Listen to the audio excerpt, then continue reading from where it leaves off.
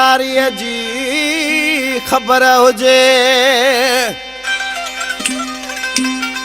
दवा बि कराइजे उन हकीम खां जंहिंखे बीमारीअ जी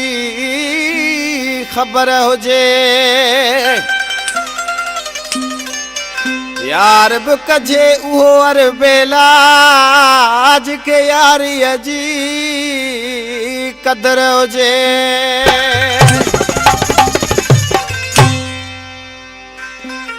फरमाइशन कलम जे लाइ अमजद गिशकोरी हाला खां लाला कोरी ऐं मुंहिंजो जानी बा सफ़र थिए थो ऐं रज़ामंद माछी हाला खां ऐं मुख्तार खिलजी ऐं ज़फ़र सुपारी सूरन जो सटायल ऐं साहिर रज़ा ऐं मुंहिंजो नंढड़ो आहे डॉक्टर दानिश पलारी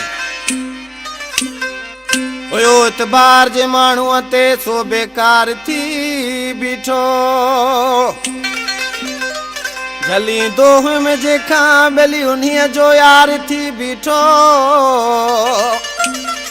उहो बि को वक़्तु हुयो जो पल न थींदो हो परे मूंखां वठी कीअं गैर जो पासो सफ़ा निर्वार थी बीठो रागी वोट हिकिड़े तां ख़ुदि न केरे विधो क़िस्मत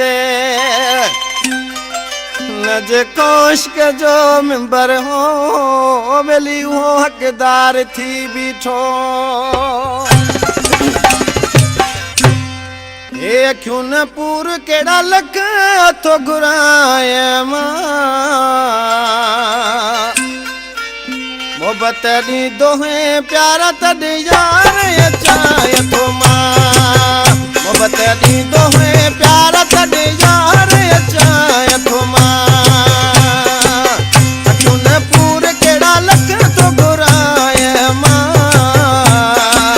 मोहबत दी दोहे प्यारा तॾहिं यार अचाए थो मां मोहबत दी दोहे प्यारा तॾहिं यार अचाए थो मां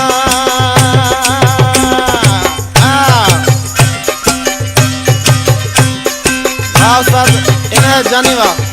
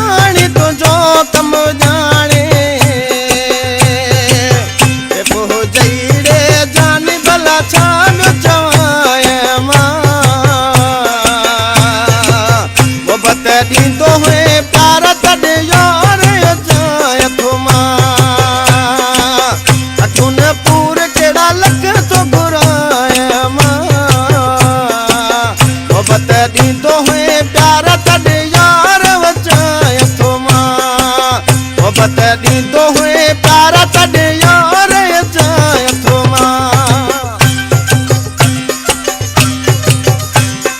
जी जिलानी